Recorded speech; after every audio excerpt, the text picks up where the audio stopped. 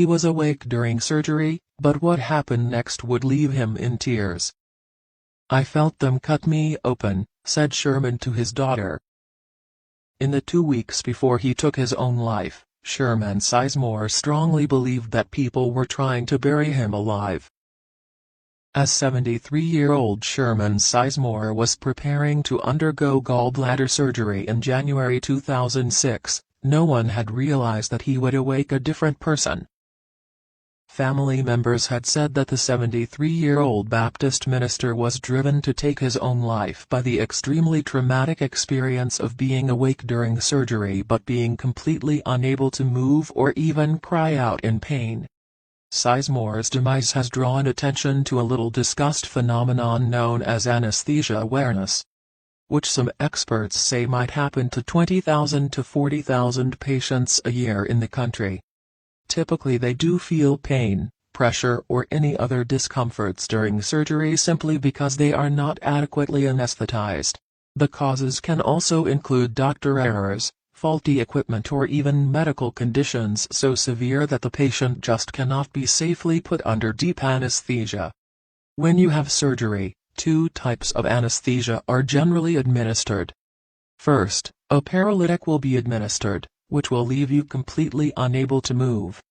The second type that is administered is designed to prevent any pain and to also cause a loss of consciousness. Typically, patients' eyes are also taped shut during surgery as well, which means that if they happen to wake up during surgery, they cannot move and are absolutely unable to alert anyone that they are conscious of what is happening. If the paralytic works, but the anesthesia that is meant to render a patient unconscious does not, the patient could feel everything that is happening but be unable to do anything about it. According to the Joint Commission on Accreditation of Healthcare Organizations, studies had shown that anesthesia awareness might happen in almost 0.1% to 0.2% of surgeries that involve general anesthesia in the U.S. Half of all patients who reportedly experience anesthesia awareness have also reported mental distress after their procedure. Many even suffer from conditions like PTSD, depression, anxiety, nightmares, and other long-term psychological effects. Sizemore had undergone exploratory surgery to determine the cause of his recurring abdominal pain. The paralytic was correctly administered and effective, but the inhalational anesthesia was not. Sizemore was unable to move or even speak and felt just about everything that was happening to him. Because his eyes were taped shut, he could not see, which was likely terrifying. The medical team had absolutely no idea that Mr. Sizemore was awake until almost 16 minutes into the surgery. They then gave him an amnesia-inducing medication after they realized what had occurred and did not even inform him that he had been awake during part of the procedure. Although Sizemore was unable to remember exactly what had taken place, he knew something was very wrong. Shortly after surgery, Sizemore started having panic episodes, insomnia, and even nightmares. He also strongly believed that people were simply trying to bury him alive.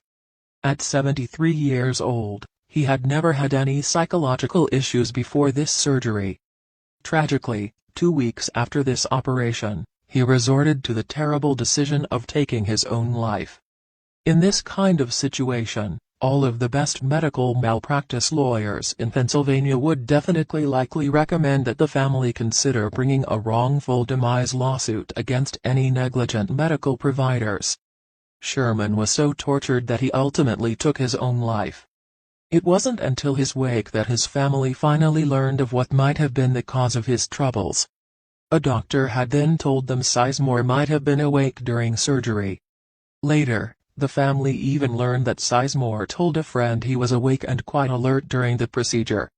After the loss of their father, Sizemore's daughters had filed a suit against Raleigh Anesthesia Associates. In their lawsuit, Sizemore's family claimed that he was actually awake and felt all of the agonizing pain during surgery. They also reported that after the operation, he began behaving quite strangely, complaining of being unable to breathe, and even though he was afraid to be left alone, he had refused to see his grandchildren. According to a lawsuit filed on March 13, an anesthesiologist and nurse anesthetist who had worked for Raleigh Anesthesia Associates had given Sizemore paralyzing medication to prevent all his muscles from twitching and jerking during the surgery, the complaint alleges. But it says that they had failed to give him the general anesthesia that was meant to render him unconscious until 16 minutes right after the first cut into his abdomen. The family says that he also suffered excruciating pain. The lawsuit, which was filed against Raleigh Anesthesia Associates by Sizemore's daughters, goes on to say that in the 2 weeks right after his surgery, Sizemore couldn't sleep, refused to be left all alone, suffered nightmares and also complained that people were trying to bury him alive. On February 2, 2006, Sizemore had ultimately shot himself. The lawsuit even alleged that Mr. Sizemore had been terribly plagued by doubt, wondering if he had imagined all of the excruciating pain. If Mr. Sizemore had actually been properly informed about what had happened during his surgery, he might have been able to get the psychological help that he truly needed. Their wrongful decease claim was ultimately settled confidentially back in 2008.